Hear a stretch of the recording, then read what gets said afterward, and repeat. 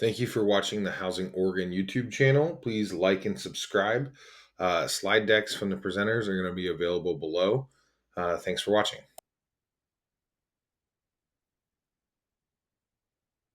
I think this is my cue, right? Good afternoon, everybody. Hope to keep you entertained after that great keynote address during our lunch. But I love to talk about rents and affordable rental housing. So what a coincidence, we're doing that today. So my name is Chrislyn Prantle and my pronouns are she and her. Some of you may know me in my role as Asset Management and Preservation Unit Manager for Oregon Housing and Community Services. As of late, I have changed that role. I'm now the Assistant Director for Portfolio Management, and that encompasses the areas of compliance, regulatory compliance, monitoring, and review, as well as asset management and our preservations push program, which is the publicly supported housing contract preservation, a legislative action that is intended to help offer preservation of affordable rental housing properties that are reaching expiration through new ownership. So if you have questions about that, please be sure to look me up and I'll point you in the right direction.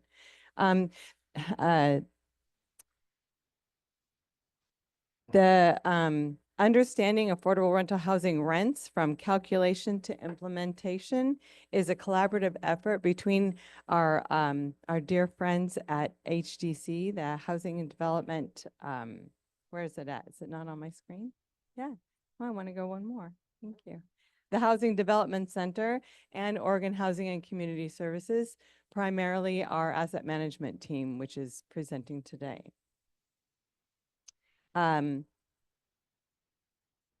The senior asset management analysts, Jody Erickson and JR, Janelle Ray Ryan, also known as JR, will be presenting on the OHCS rent increase policy and the process for submitting and getting approval of a rent increase request, as well as some tips and tricks. And Liz from HDC will primarily be doing an overview of the affordable, the affordable rents and programs. She'll share details on what all goes into a rent analysis, thrilling, right? And some projections for 2025, which I think is pretty exciting as well. So without further ado, I'm going to turn over the mic to my pal Liz and let her get started with this. So thanks. Thanks, Chrislyn.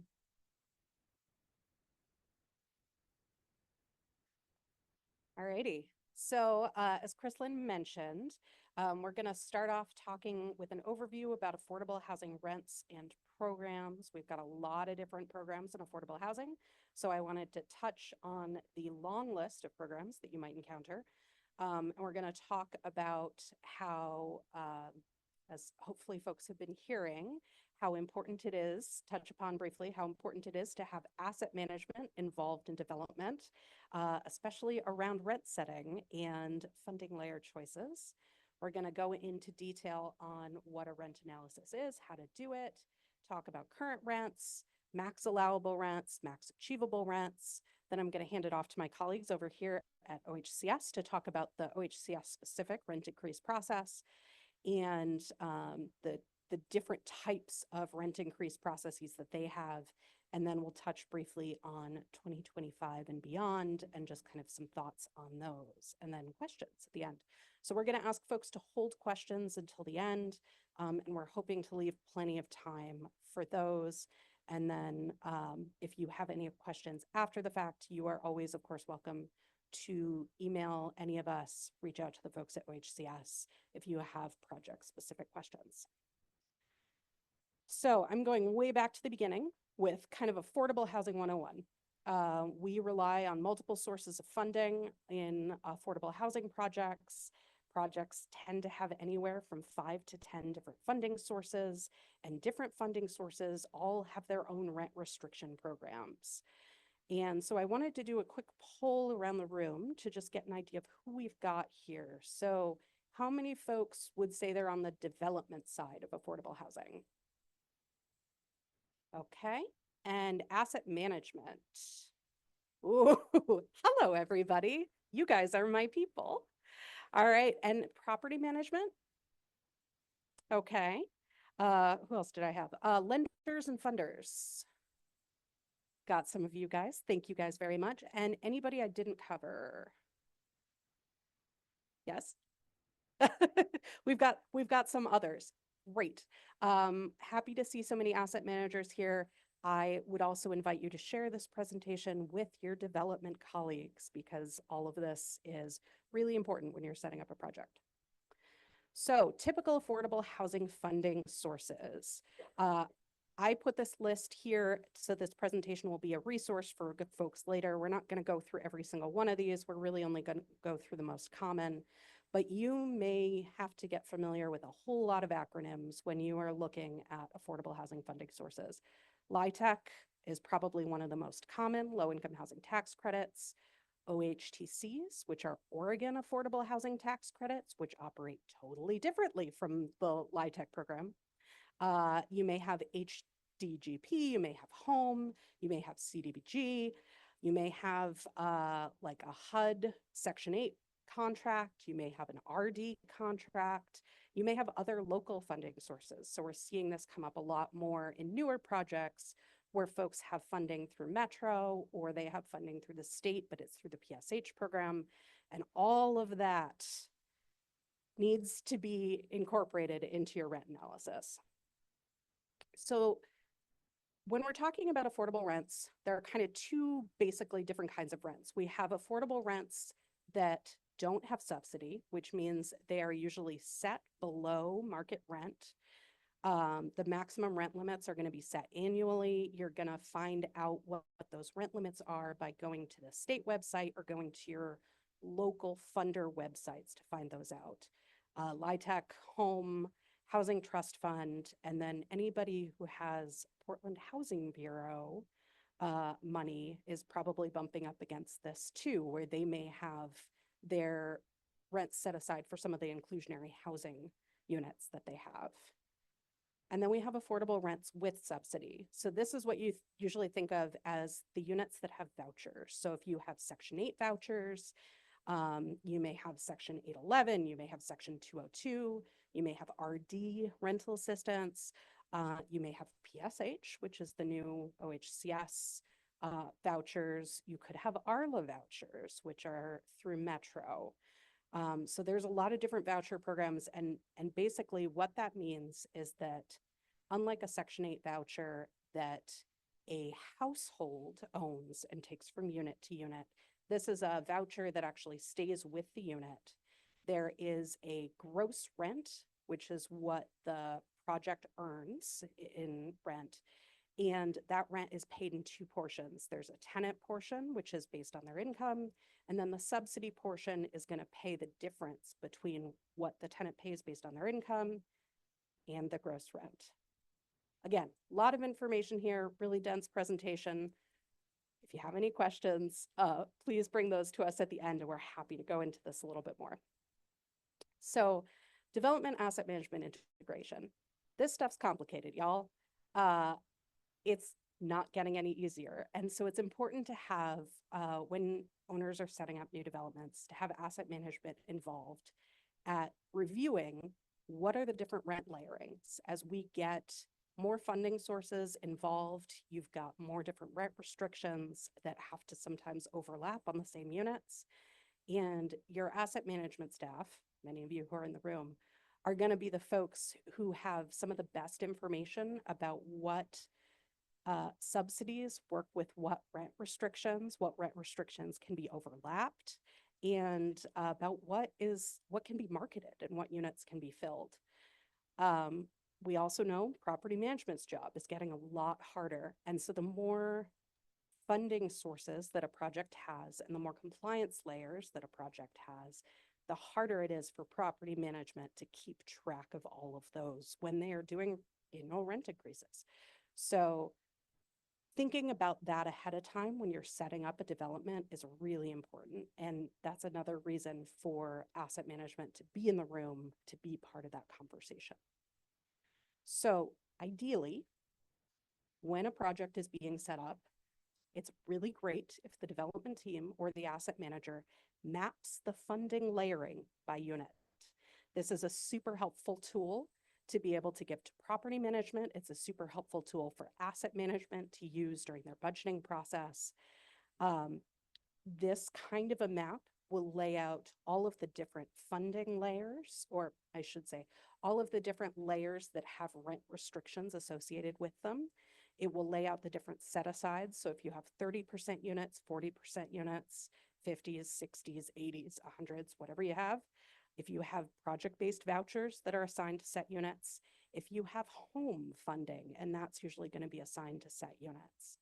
And this is a tool that you can set up at any time during the project's life, but it's really helpful if you get it set up at the beginning. So what is a rent analysis? So a rent analysis is basically you're looking at what the maximum achievable rents are. You're looking at what the lowest, the most restrictive layer is on that unit. You're figuring out what's the max rent you can charge. You may also be looking at what is the market rent, because that may be playing into it, because sometimes the max rent that you can charge, you couldn't actually achieve. And occasionally you're also doing a rent burden analysis. And so you're also looking at the incomes of the folks who are in your units to figure out what the rent burden is. We'll talk more about that rent burden analysis when we get to OHCS's section, because that is part of some of their one of their rent increase processes. Why do a rent analysis? Our presentation has changed. Our presentation on rents has changed in the past couple of years. It used to be, we said, do a rent analysis every couple of years, and the rest of the time, your property management company can handle your rent increases. It's getting a lot more complicated, and what we're finding is that it's actually really helpful to do very least a high-level rent analysis. Asset management do a high-level rent analysis for your projects when you do your budgets. It is also important to take a look at this as part of submitting your OHCS rent increase process. You want to know what your rents are set at, what is the cushion between where your current rents are and your maximum rents, and it really helps for folks who are seeing increasing operating expenses across the board in their portfolios. We can't always control operating expenses. Sometimes we can eke out a little bit more income on some of these properties. I also anecdotally have talked to a number of owners who did not do rent increases during the pandemic. And so they've actually got pretty significant cushion between what their current rents are and what their max rents could be. And while you might not want to give a large rent increase to current residents who are staying in the unit year over year, you do have the possibility to raise your rents up to the maximum achievable on turnover. And that is becoming a strategy more and more that owners are needing to use in order to keep up with the increases in operating expenses. And so this rent analysis, doing a rent analysis, will give you that information of what you can achieve. All right, so this is just talking about kind of what I just said. A lot of times folks will spend a lot of time focusing on the expenses, but honestly, if I'm looking at a property that isn't performing, I will usually start by doing a quick check of what my operating expenses are per unit per year. And if it is in if that number is in a reasonable range, I will focus on revenue. I will not dive in any further on my expenses, because we all know that those have been increasing. And the payoff that you can get in this moment in time by focusing on your revenue is usually higher than what you can get on really nickel and diming your expenses. All right. So as we've talked about, understanding compliance layering is key. We've got really complex set-aside layering and projects that have been developed, especially the ones that have been developed recently. And the more funding sources there are in a deal, the more income and rent restriction layering there likely is. So remember this map? If you don't already have one, I recommend that you put one together. It doesn't have to look exactly like this. Sometimes property management may have something like this that they have put together for the projects. Not every company does this, but it's always helpful when they do. It is very useful to be able to include in your analysis, and again, to be able to communicate to property management on what rents they should be charging for different units. Because when a on-site property manager has 3, 4 different rent restriction programs that they are trying to balance, and they're putting out rent increase notices across the board, it is so much more helpful for them to be able to go back to something like this that is unit by unit laid out than to try and be like, okay, well, this is a 2-bedroom unit, but it's a 40%. So I think I'm going to use this rent. Oh, but they've been here for 3 years, so they didn't have a rent. It's a mess. You need to do a unit by unit analysis in order to make this the easiest possible. All right, so let's talk about maximum allowable rents. These are rents set annually by each of the funding programs, and it's usually going to be based on the number of bedrooms in the unit and by the income or rent set aside. This is most common in LIHTC programs. Actually, I'm going to pause here for a quick second and see. I had already checked what folks' roles were. How many people here have tax credit projects? Okay, pretty popular. How many folks have home funds in their projects? Fun times. How many folks have RD? Okay. And how many folks have, let's see, how many folks have a HUD contract, which would either be a Pratt contract or a Section 8 contract? Okay, I'm getting smaller and smaller in my group. And how many folks have some of the newer ones? So either OHCS, PSH, got a couple, and ARLA from Metro, project-based vouchers. Okay, we've got a couple, cool. So yeah, all of these different programs will be combined, often on the same project. And so finding out your maximum allowable rents, you're gonna have to look at each program and figure out what the max rent is based on your bedroom size and your income or rent set aside. Where do you find this information? So you will ideally want to look back at your original funding docs to confirm this information, especially if you've gotten if you're going based off of a rent schedule, say that you got from property management, verifying the information that's in that rent schedule by actually going back to your LIHTC, reservation and extended use agreement, your HUD contract, your home regulatory agreement, insert regulatory agreement for program here. You should be able to go back and see a table that shows how many units are restricted. It will probably have the unit type, and meaning the unit size, and then it may or may not have what is the set aside, the percentage set aside. And then once you have that information, you also can take a look at what those current maximum rents are that are set annually. And so that's where you would go to OHCS's website. You would go to City of Portland's website. If you have a HUD contract, you would need to determine what type of contract you have as to whether it's a budget-based or whether you're setting your rents based on current market rent. You would reach out to, if you don't know this information, you would reach out to the asset management contacts at that funding source, at that organization, to find out how you should be setting that maximum achievable rent or maximum allowable rent for those particular units. All right, so HTC actually put together a rent analysis workbook a number of years ago, and we've been tweaking and editing it over the years.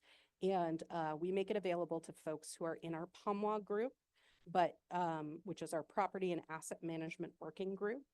If you are not part of POMWOG and are interested in finding out more about it, please reach out. If you are interested in a copy of our rent analysis workbook, also please reach out. I'll have my email address up at the end, and people can feel free to email me and we'll be able to get you a copy of this. It's just an Excel. It's got a lot of data entry, but it is worth its weight in gold, because the nice thing is once you've done this once, it'll take you a long time, but once you've done it once, each year you can use basically a copy of the same rent analysis workbook, and you don't have to fill all the information back in again. You just update the max rents, it auto-populates those, problem solved. So we have this rent analysis workbook. where we lay out the unit number, what are the programs that are involved, and what are the restrictions on that particular unit, the bedroom size, the set aside, and the LIHTC maximum rent, which is probably the most common starting point for a lot of projects, is looking at what your LIHTC max is. Quick note on home. We could talk a lot more about home, but a quick note on home. If you have home funding in your project, you probably have a small-ish selection of units that are designated either high or low home. And those units can either be fixed or floating, which means when the owner developed the property, they either attached them to specific units, or your documents say you need to have 5 2-bedrooms, units that are designated as high home, and how you choose to set them is kind of up to you. Home and vouchers work really interestingly together. And it is worth doing your homework if you have home and if you have vouchered units in your property to see how they work together. The rule of thumb is that if you have high home units, you want them to be attached to non-vouchered units. And if you have low home units, you want them to be attached to your vouchered units.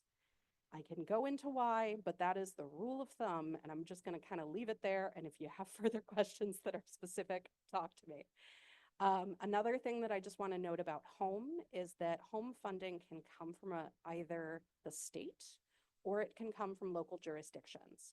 So if you have your home funding coming from the state, OHCS folks can help you with figuring out how those get layered, what are your home funds.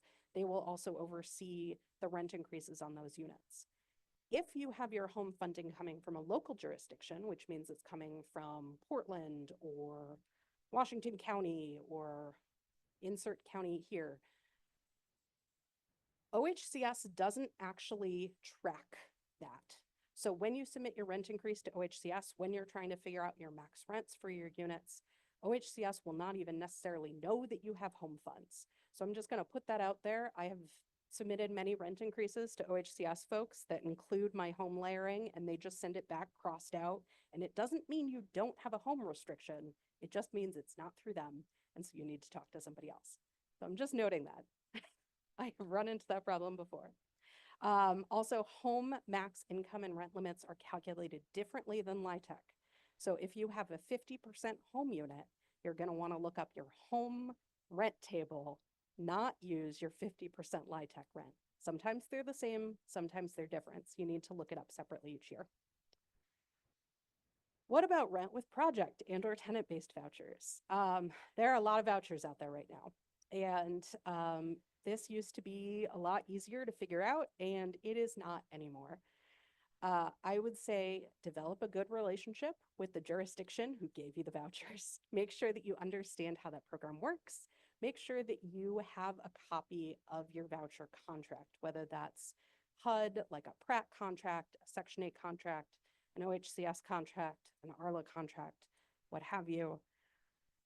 Each agency will have their own process for determining what the contract rents are per bedroom size.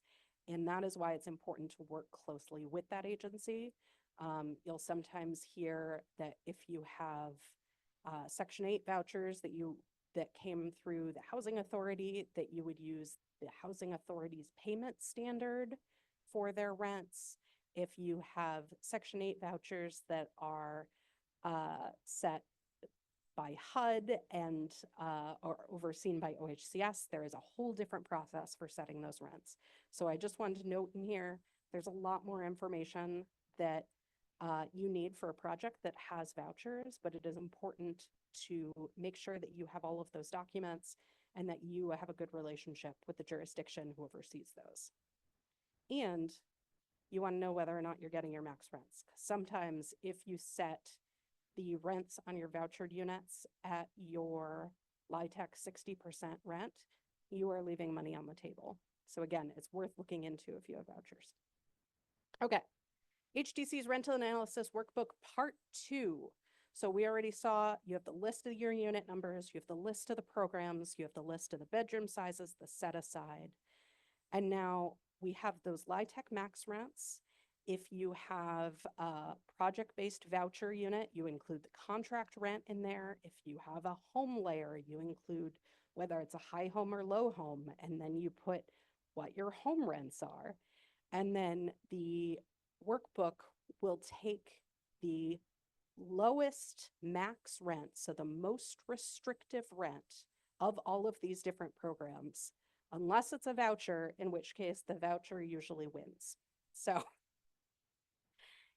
you will have to, the workbook is actually set up to do kind of a lot of this thinking for you, but it's important that you understand that for units that don't have subsidy, most restrictive gross rent wins. For units with subsidy, if you have a voucher, sometimes you can get a higher rent than your most restrictive rent. Current rents versus max achievable. For a while, we had been operating in an economy where max achievable rents were actually equal to the highest LIHTC rents. We're not there right now. And it also really depends on what jurisdiction you're in, what neighborhood you're operating in. You want to both look at what your market is, and you also want to know what are the rent increase rules for that property. You may intentionally only set your rent increase for existing tenants at 3%. If that's what your property needs in order to be able to afford its expenses, you may opt to do that. You can usually go up to 5 and not have a complicated rent increase process. If you need more than that in order for your property to be able to afford its operating expenses, that is where you're getting into additional review with OHCS, and they will again talk more about that.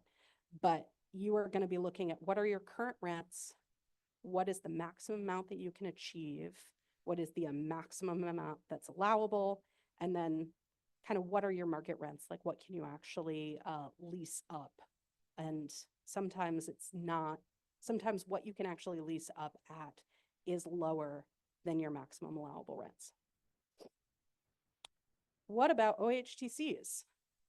How many folks have OHTCs on their projects in this room? Not many. Interesting. How many folks have heard of the OAHTC program? Still not everybody. Interesting. Okay. So the Oregon Affordable Housing Tax Credit is not related to the federal low-income housing tax credit. The Oregon Affordable Housing Tax Credit, in short, allows a property to get a mortgage at a lower than market interest rate. And in return, the property agrees to pass on a portion of that savings, well, to pass on basically the entirety of that savings to tenants through lower rents. So that is what the pass-through is. So if you have OHTCs on your project, what you will have is a regulatory agreement and documents that say what your annual pass-through is, which basically means you figure out your max allowable rents that you committed to OHCS, and then you drop your rents to each household by an additional amount each month in return for this lower interest rate on your mortgage. And the program is about 20 years long. So you get a 20-year mortgage, and for that you are calculating in this pass-through on your units, dropping your rents even lower in order to stay in compliance with the OHTC program. There could be an entire training just on OHTCs, and I learned about them first at a Housing Oregon conference because there's a lot there. But again, this is something that you could talk to with OHCS. They administer it, so talk to your OHCS asset management person, and if you have any questions on this. Okay, So our rent analysis workbook includes a tab that also has you calculate OHTC pass-through. So if you do have a project that has OHTCs, we have a tab that has additional columns. So you're figuring out the max rents for your different programs, you're figuring out the most restrictive, and then you're also applying your pass-through and you're dropping your rents even further. There's another step. Is everybody ready for the final step? Utility allowances. All right. How many folks have projects with tenant-paid utilities? Okay. How many folks have projects with owner-paid utilities? Okay, you guys don't have to listen to me. If you have owner-paid utilities, you can totally ignore this section. If you have tenant-paid utilities, it means that you, when you are calculating out the maximum rent that you can charge for that unit, and you have already done all of this analysis, you are dropping your rents even further. Because you are basically giving your households a lower rent, knowing that they are having to spend some of their money on utilities. If a resident is paying utilities, they are offered an allowance. That allowance is the estimate of how much they are paying on utilities for a given unit. We could have a whole training on utility allowances. And actually, I think we're going to do one next year because one of my colleagues asked me about it. So I think we're going to do a whole training on utility allowances next year. But the simplest way to calculate a utility allowance is usually to check and see what the utility allowance table is used by your local housing authority or your local jurisdiction. It's a table that actually shows like, okay, do you have electric? Do you have gas? Do you have fans? Do you have air conditioning? Is your project a single family home? Is it a multi-family complex? Is it new? Is it old? You kind of go through all of these different grocery list of options. You add up all of the dollar amounts, and that total at the end is your utility allowance. And your utility allowance is going to be different for each bedroom size, and it may be different based on each property depending on what features and fixtures are in the unit and depending on the property type. So property management is actually very familiar with calculating utility allowances. They have to submit their utility calculation, how they do it, as part of the Certificate of Continuing Compliance. Did I get all of it? CCPCs? Program compliance. I forgot the P. Certificate of Continuing Program Compliance that they submit at the end of each year. So if you want to find out about what your utility allowances are for your projects, talk to property management or look at their last CCPC submission, and there should be a copy of your utility allowance table. So you've figured out, after all of this, the differential between the project's current rents and max allowable. What happens next? You want to request a rent increase. You may have to work with multiple jurisdictions depending on the funding sources for your property, but almost everybody will have to work with OHCS because most folks have OHCS as a funder in their affordable properties. So I'm going to hand it off to my colleagues and let's discuss the rent increase process for OHCS.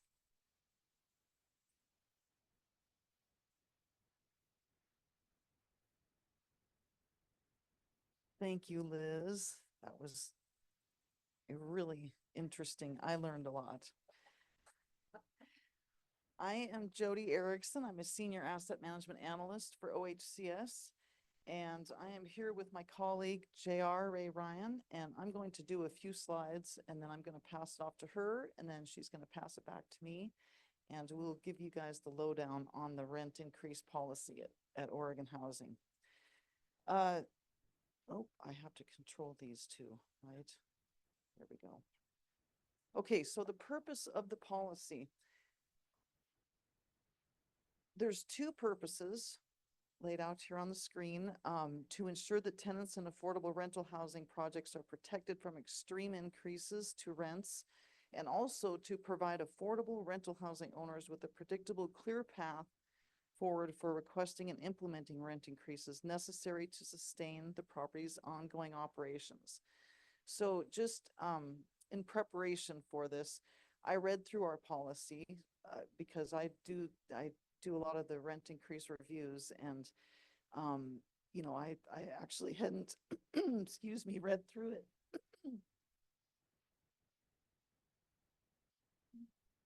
Thank you. Sorry about that.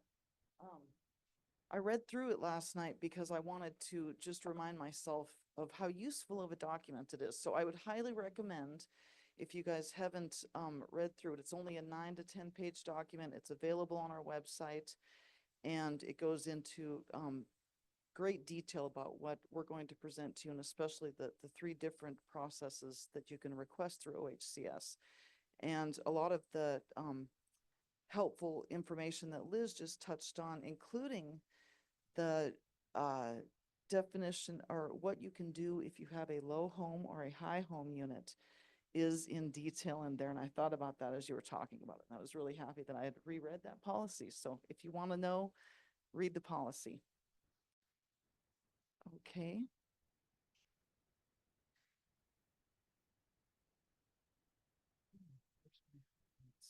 So there we go. So OHCS rent increase policy highlights. I'm going to go over just a few of the highlights of our policy, and then I'm going to pass it off to JR. We have the link available here for the policy, which was just recently updated in July of 2023. And the 3 main highlights that I want to touch on are that the first one is that it requires the OHCS review and approval of increases more than 5%. And we call that an elevated rent increase. It's a RIR, RIR.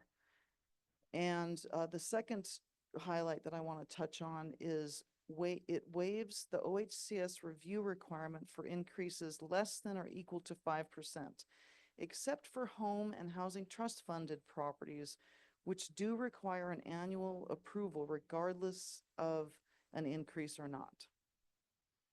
And the third highlight is it allows for implementation of program maximum rents on unit turns.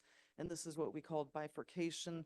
I think just last year when we updated the policy, that was removed from the worksheets that we've requested. So you no longer have to notify OHCS upon unit turn if you're going to bring that maximum rent up. And I am going to pass it to my colleague JR, who's going to talk about each of the 3 rent request review processes.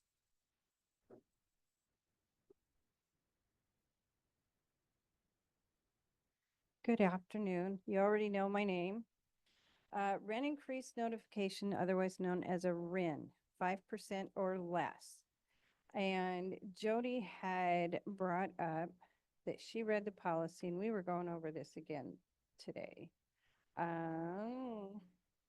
One of the things that we have been getting is, obviously we want your information put in on the, what are we calling that? No, not just the worksheet. Do we call it the online submission form or whatever? Anyway, we also ask for right now, this may change in the near future. We ask for a copy of your tenant notification letter. What we've been getting is a copy of a blank letter, or a letter from another property, or a letter from 3 years ago. Not acceptable. We want this year's letter. We want it for a real person. We want it for the actual property. We want it with the actual, increase, please. Okay, what happened here?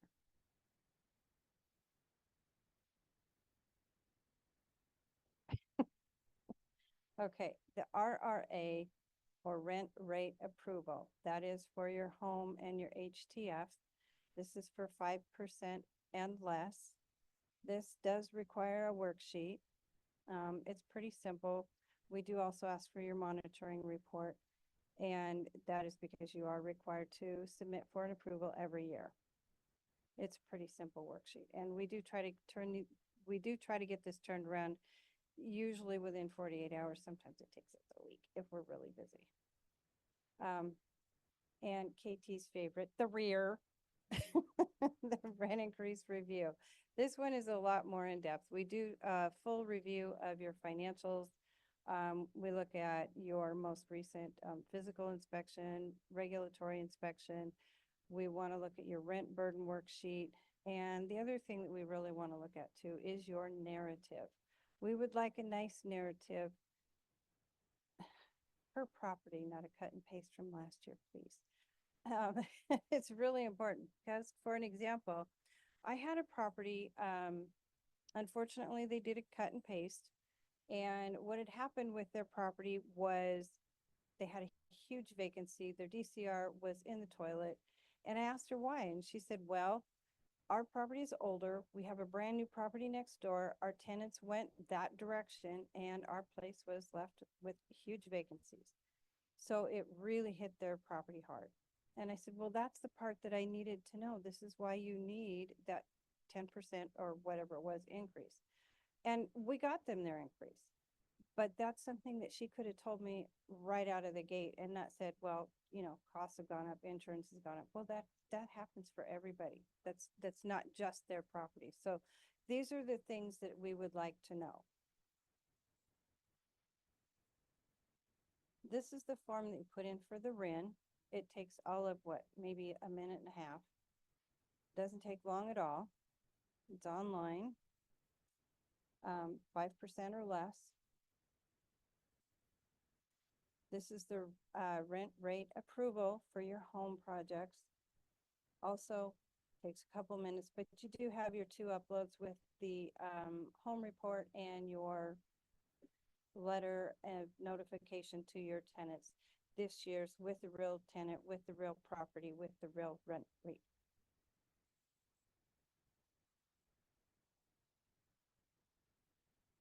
Okay, when we get to, and this is the form that we ask you to fill out at the moment, which I've been told may change also. Okay, rent rate review. How many have done these? How many don't want to do them? Thank you, Holly. Also, you have to put this one in online. There's a lot more to this one. Anything over 5%, of course. Like I said, please do the narrative. Please make sure it's explicit. It needs to be compelling so that when I take this to the finance committee, I can say, these guys really need this. We will ask you for the workbook, the compelling narrative, your 12-month occupancy report, the approved, current, very current, and also when you do your UA, I need to see what you've added up. Don't just, you know, like circle something, or send me a blank UA. I need to know what numbers you're using and total them up because I don't want to guess. Let's see, your year-to-date financials, because like right now, if you sent me your rent increase request, I'm looking at the end of last year, not this year. You could have had a lot, and I know, say for instance, I know Holly's had a lot happen at one of her properties from the end of last year. Have you not? You have. And it makes a big difference. Maybe something's happened in between and she really needs that rent increase, but I'm not going to know that unless I can see those financials. Current rent roll, and any kind of maybe a capital needs assessment or any other kind of assessment that you might have that's going to show me that there is a reason you have to have that increase. This is the form that you'll fill out, and it's only for the unit type. Whatever unit type is getting that rent increase per unit type, per AMI type, and percentage. And the rent burden, and I know everybody hates this worksheet, but it is important. It does give us an idea of what the rent burden is for each unit. We do not look at those that have, yes, I do want them on there, but we don't count those or take them into consideration that have vouchers. And that would include also your home from maybe PHB. I want them on there, but I don't include those in as far as my calculations, but they do need to be on there. And I'll turn this back over to Ms. Jody, and she'll talk to you about the tips and the tricks. Thank you, JR. All right, so tips and tricks for success and getting a rent increase approved. Uh, just to tag on to something I was saying about reading the 9-page policy manual, is that we also do update the worksheets annually. And I've just recently noticed, and this isn't well listed on the tips and tricks, but be sure and check. Don't use a worksheet from last year to submit your rent increase for this year because it may have changed ever so slightly. And so, yeah, just we have the updated one at that available at that link. So just to recap, OHCS approves rents for current tenants, not vacant units, and so that does not need to be included on your submittal. The request should be submitted at least 90 to 120 days prior to implementation. This is critical. We really do need them well in advance, and especially if it's an elevated rent increase for the 10%. Because it does have to go to our finance committee for review, and there's a lot of work that we do to put that together to support that recommendation before it goes to the finance committee. They meet weekly. So, it's not just, we can't just get right in. We have to schedule that. So, there's definitely a long time frame needed. Max increases are 10% or 7% plus the consumer price index, whichever is less. We just recently got word that this was evaluated, and it is continuing to be capped at 10%. Just last week, I think we got the update on that. Your requests are considered incomplete until all the documents are received. That list that JR just went over, the especially important one for the RIR, the rear. It's, we need everything on that list or we're unable to complete the review. And also, many of you know you have to do an annual financial submission through Procorum. And if that is not done, if you're late on that, haven't requested an extension, or haven't gotten that in, then that is something that will hold up your rent increase review. So it's really important that you have those annual financial submissions in. And if it's a 10% rent increase request or anything above 5%, we're probably going to ask for year-to-date draft financials too, just to get a picture of operations in a more recent look, because we get everything as on a delay, usually about a year delay.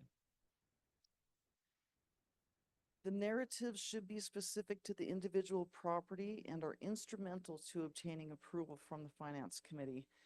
And this, just to reiterate what JR was saying, please don't cut and paste what you did last year, or if you're submitting for a group of properties, don't put the same narrative for all 5 properties. We want you to tell a story of the property, and for you asset managers and property managers out there, what that story is, and why your property needs that increase.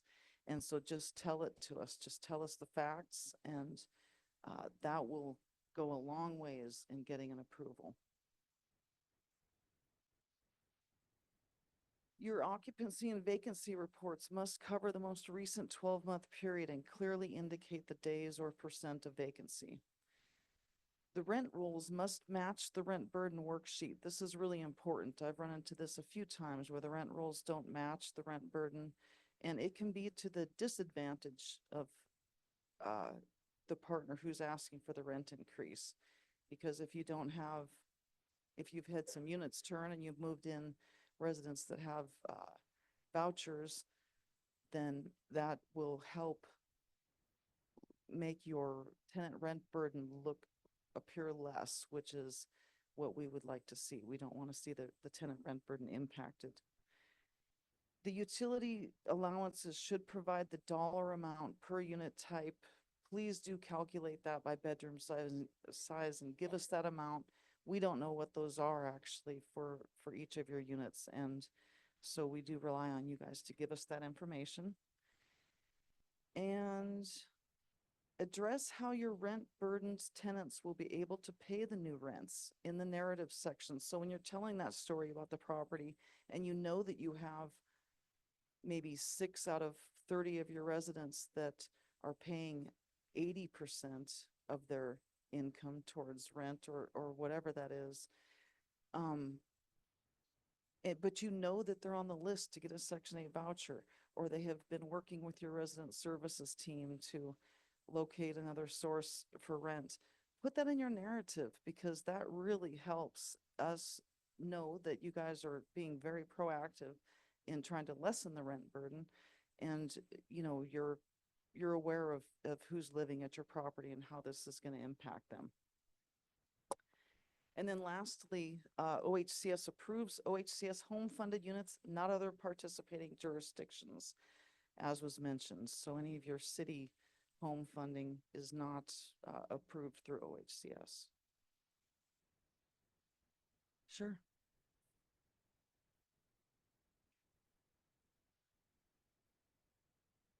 Let me see if I can just go back. Here we go. So if you request more than 5%, you're going to have to fill out one of these worksheets.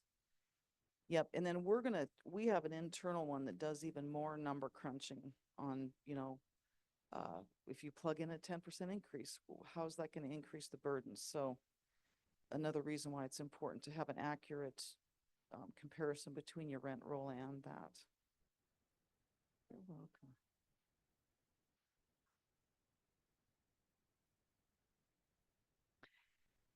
If you're really telling a compelling story about why the property needs it, then just be truthful about that and say that and say exactly that. And, you know, maybe we can dialogue too about what some opportunities are.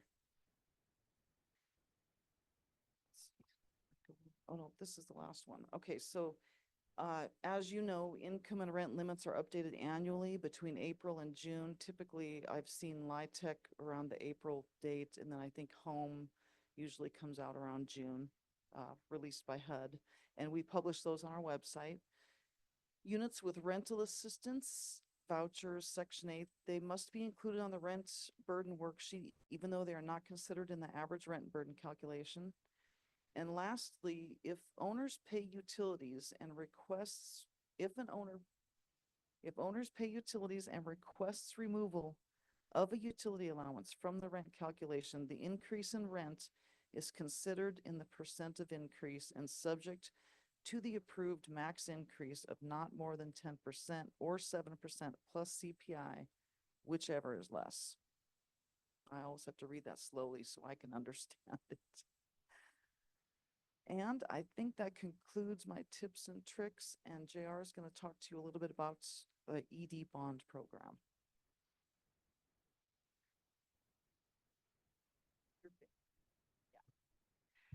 Elderly and disabled, OHCS approves the base rent portion only. We do not approve any of the services on an elderly bond property, base rent only.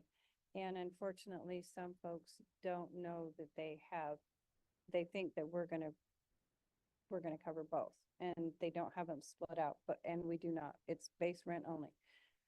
So if the base rent only increase is over 5%, then we will want to see an RIR rather than a RIN. If it's 5% or less, you can do a RIN. And that's pretty much it. Otherwise, it's just like a RIN or RIR. And back to you. All right, thank you guys. Okay, we're gonna get to the Q&A at the end, but this slide will be available in the presentation that gives you the email address to reach out to or submit a request. One sec. Okay. Before we actually get into 2025, I just kind of wanted to take a step back and say, okay, this was a lot of information. So for all my asset management colleagues in the room, what does this mean for you? Like, you've got a portfolio, you've got 10 properties, 15 properties. Some of them are doing okay. Some of them are doing really badly. What I will generally recommend is you do a lot of this analysis process, and maybe you're only doing a couple properties each year for a full rent analysis when you do your budgets. And the reason I usually recommend that is because budget time is a perfect time to check and see whether or not your property can actually pay its expenses. If your property had no problem cash flowing the previous year, if you do your budget and your property is going to cash flow next year, cool. Do a 3% increase, do a 5% increase.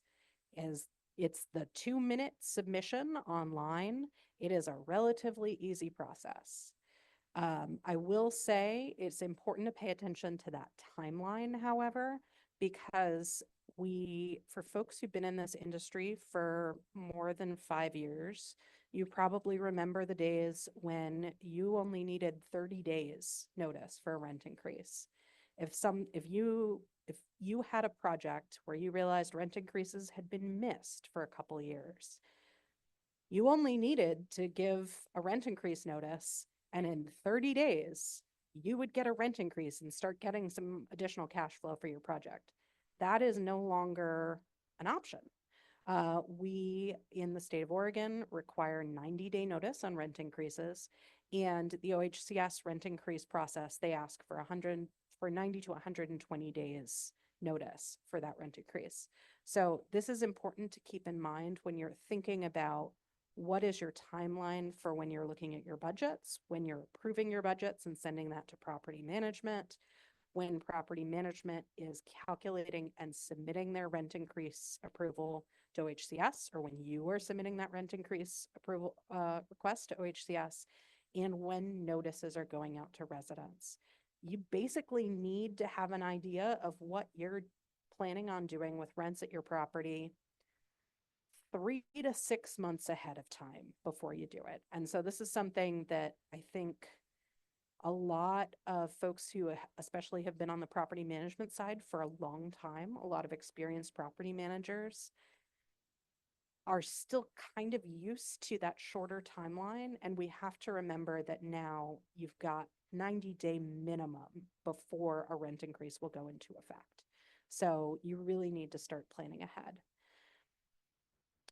So you've got your project that's doing well, it's cash flowing, you plan for, I mentioned a 3% rent increase. Some owners do that if they don't really need cash flow. You can go up to a 5% and still keep it relatively simple, and you don't really have to think about that property.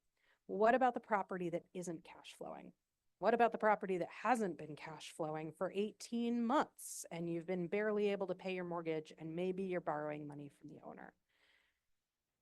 That's when I would really do that in-depth rent analysis. And I would do this eventually for all of the properties in your portfolio, but those are the ones that you want to start with. So you do that rent analysis, you figure out what is the difference between the rents that you're charging and the maximum allowable. And you do the math and you say, okay, so if we did 5% rent increases across the board, does that get me to a 1.0 DCR? Does that get me to a 1.15 DCR? Can I pay my bills? If not, if that 5% rent increase doesn't get you there, I would do some additional analysis and say, okay, well, if I did a 5% rent increase, but we know we've got units that are significantly below max rent and we increase rents up to max on turnover, does that get me there? So if 90% of my tenants stay at the property, but then 10% of the units turn over during the year and we're able to get up to max rents, does that get me to cash flow? Does that get me to paying my mortgage? If yes, great. Do your 5% rent increase. You'll be able to increase up to max on turnover. Make sure you're having very good conversation with property management so they know exactly what rents to use on turnover and see how that works. If not, which we are seeing a lot of these properties, you want to check your rent analysis and you want to see, okay, well, what if we did increase rents 7% or 10%? Would that get us there? And this is where you're getting into that deeper review and you're going to want to start doing some preliminary rent burden analysis. And so this is, I will kind of go through these these kind of questions, these if-then questions when I'm doing my budgets for my properties and see what level of review I need to do, because I know this is a lot of work to be asking of folks. And I know that our jobs have all gotten so much harder. We used to be able to just tell property management we wanted a 5% rent increase next year. They'd send out the notices and it was over and done with. And everything has gotten more complicated and projects are struggling. So that's kind of, I just wanted to talk a little bit about how to prioritize which properties in your portfolio and what this can really look like. So you're not kind of overwhelmed with the, okay, my development team didn't give me any of these unit maps. I'm going back to my original documents and doing all this research.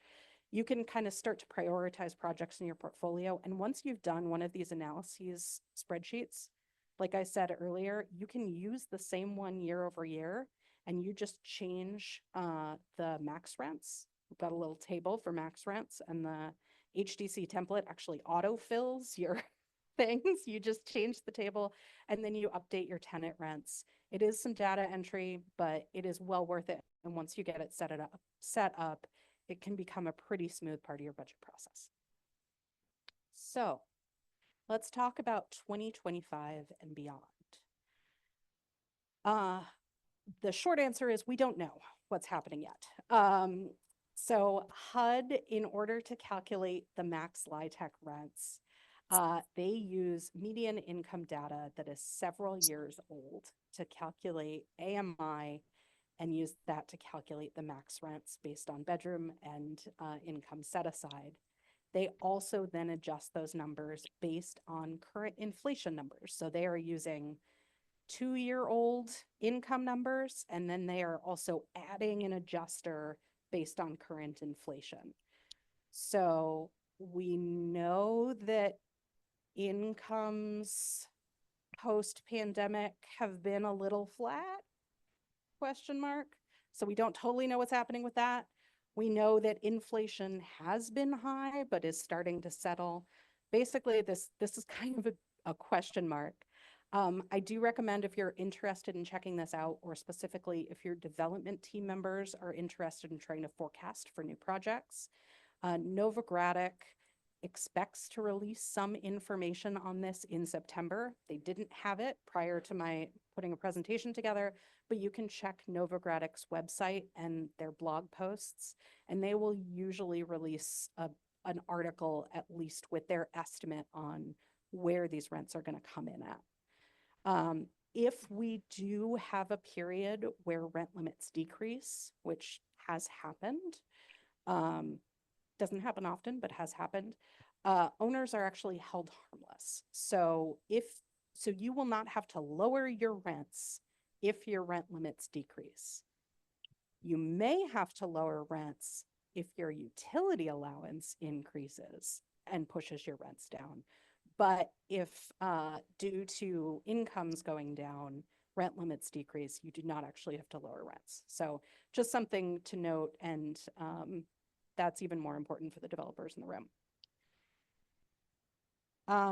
But so if we're budgeting for 2025 and beyond, I just did some kind of quick analysis of where rents were at in 2020, and we don't know where they're going to be in 2025. But there's been enough of a rent increase that mainly happened during 2022 that for properties that have been doing regular 5% rent increases, or if you skipped rent increases in 2020 or 2021, you probably actually have plenty of room between your current rents and your max rents. So if you keep doing your 5% rent increases each year and your project was in service in 2020, you're probably good. You don't even have to worry about this. You don't have to think about 2025 max rents. You can just kind of keep hovering along with your 5% rent increases. That may look different if you had done a greater than 5% rent increase, or if you have a newer project that was placed in service after we saw that large increase in max rents in 2022. So I just looked at 2 counties. I looked at Multnomah County and Marion County, which are 2 of the counties that a number of our clients have projects in, one a little more rural, one urban. If you have projects that are newer, you actually do need to pay attention to what the 2025 rents are. Because even if you've been doing 5% rent increases, you might be bumping up against those. However, chances are you're probably bumping up against market rents. And so you probably haven't been able to stick with your LIHTC max rents as you go. And this is just kind of a graph representation of what was on the table. So for projects that were placed in service before 2020, if you have an older projects in your portfolio, we saw the max rents increase enough in 2022 that if you kind of keep going with that 5% rent increase, even if rents don't increase in 2025, you're still below max. You're going to be below the 2024 max if you do a 5% rent increase in 2025.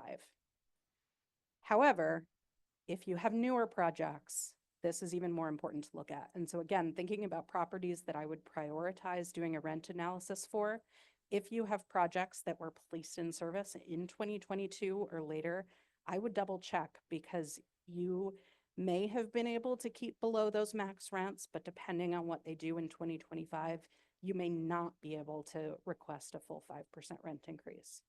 So there's a little bit of extra math nerdiness for folks out there. I hope that's what you came for. Okay, so we are on time. We actually have some extra time. So we have plenty of time for questions, and then we may be able to let you out early, depending on how things are going. And I also have on here, please email me if you would like a copy of the presentation and HTC's rent analysis workbook. I think I've heard that you can get the presentation through Housing Oregon, but please email me if you want a copy of the rent increase workbook, because I'd like to send that to you directly, and that way you have my email address if you have questions. Sometimes links break. Sorry, everybody, don't expect my templates to be perfect. All right, Chrislyn, do you want to run around with the microphone?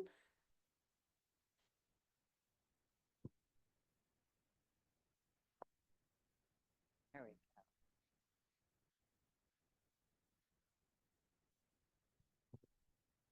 go. Hi, I had a question about the notice requirement. You want a current real notice signed. Do you want one or you want all? Just one. Okay, and then I don't know if I'm allowed to ask one more question. You was it good? All right, you answered her question too. Thank you. And then for you're not calculating for rent burden. You're not calculating subsidy, but as far as increases on folks with tenant-based vouchers, and this is not necessarily an OHCS question, but more of a state policy question, and anyone in the room, please answer it. Is the max increase the state's limit of that 7% plus CPI? Is that also a limit on what you can increase tenant-based voucher rents? Okay, that would be income discrimination, she says.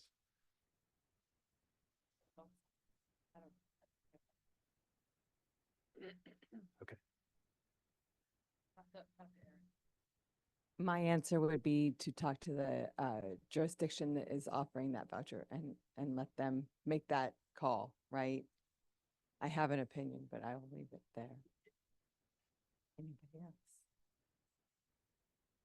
You know, on those notices, I wanted to add that OHCS asset management team can process your request faster if you're up against a timeline to get a rent increase implemented and you've noticed your tenants appropriately. The risk that you run is that if we don't approve the amount that you've noticed, if the finance committee says, we're not going to offer a 10, but we're going to do a 6, you've got to renotice your tenants. And so the clock starts all over for you. So that's the risk that you run. But know that these guys are amazing. They do kick those out quickly if they get all the information. So if you need to do that, go ahead and try.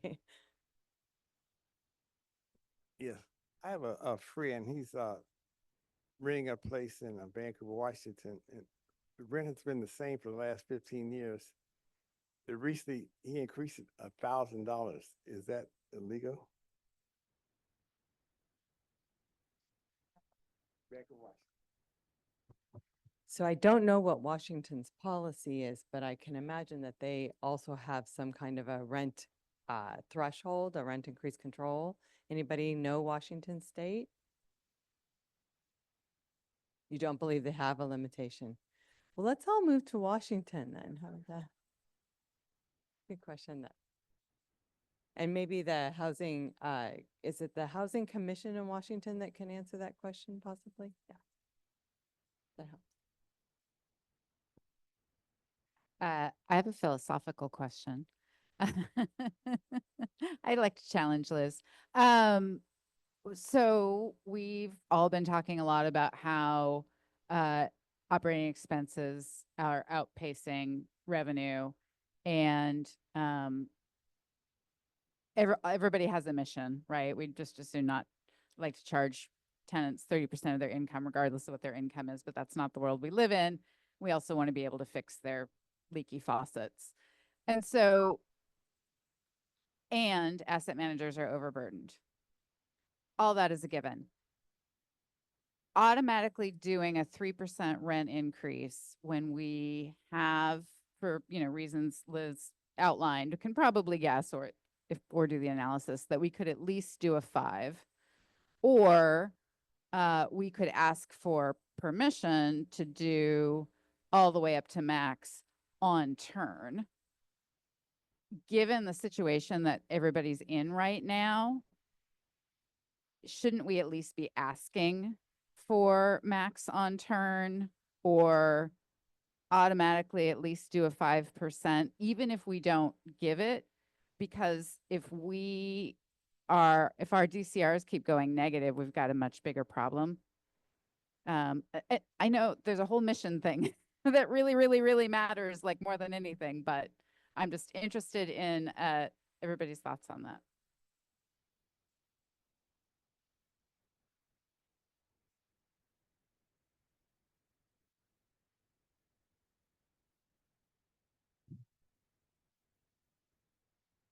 You don't have to request to go to max at turn. That's automatic.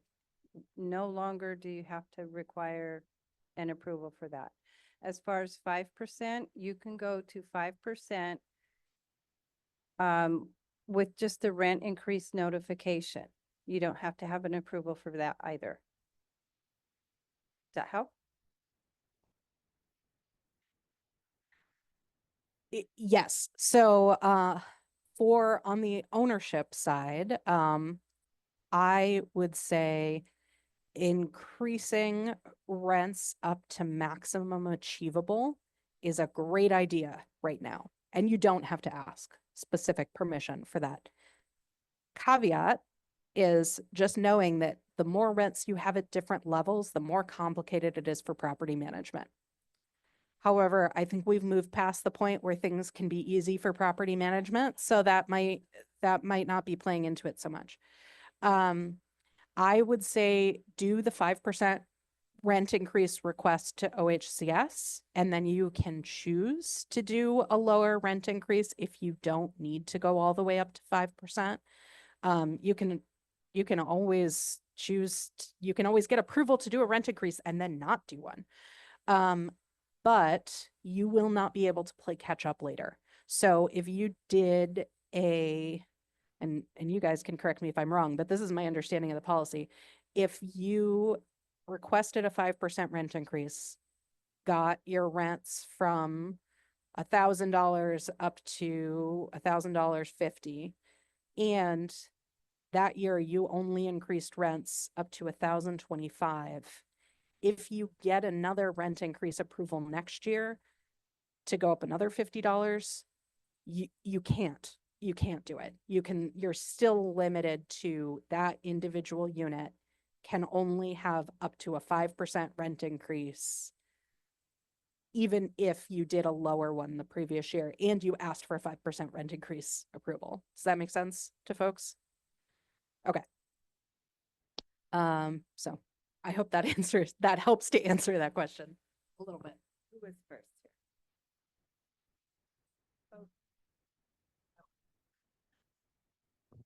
Well, I just wanted to speak to the mission part of it, because I hear you saying like that you're constantly balancing that as an asset manager, right? There's the mission of providing affordable housing to whatever demographic we're serving. But I think it's important to not lose sight of the business portion of that. You have to generate revenue in order to provide the services that these properties require in order to provide affordable housing. So I would say, yes, we would push for the max achievable and not just, we can get away with the 3%. So should we? I think we should push it so that we can provide the services needed.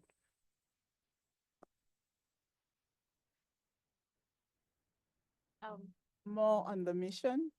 I was going to ask if people routinely do a rent burden analysis as part of the decision-making process as to how much you will increase rents. I mean, I agree with everything that has been said, especially what's happened with insurance and everything. We have to keep the lights open. But I find that a rent burden analysis also informs the decision.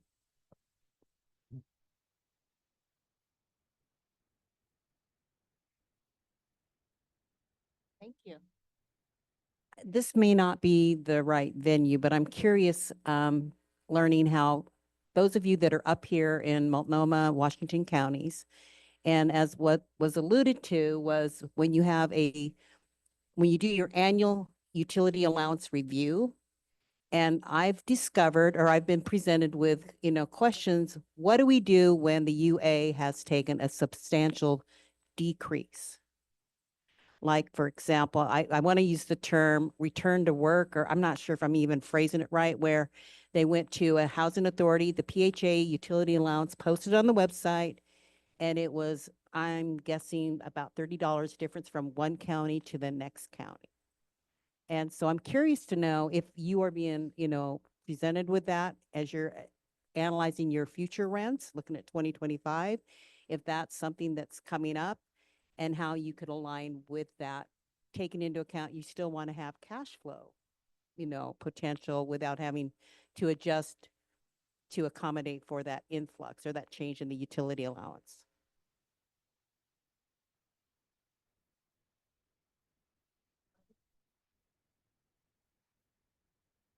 So, so just to clarify, so you're talking about when utility allowances go down?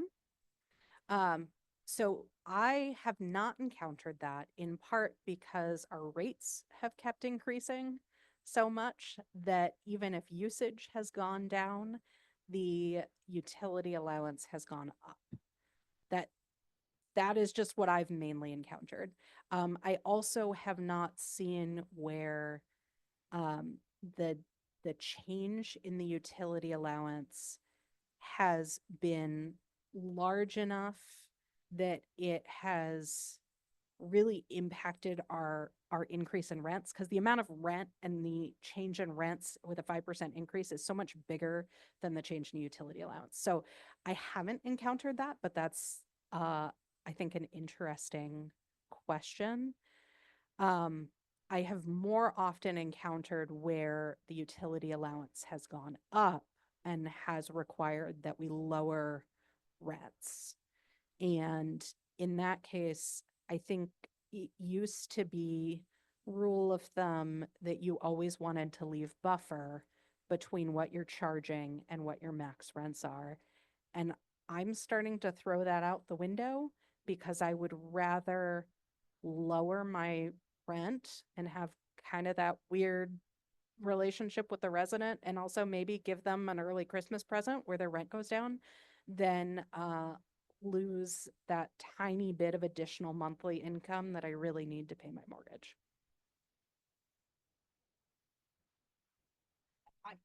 I'm curious, yeah. It is, yeah, it is past the time. So, but I think everybody's willing to stay, hang out and answer more questions for those of you who might want to stay and do so. But I do want to offer a round of applause for these guys because this was really awesome. Okay, excuse me. Hey, where'd that? Yeah. And it's freezing in here. I just want to call that out. So other questions? Anybody? Oh, I gave permission to go home. Look at that. I know what I was up to. Thank you.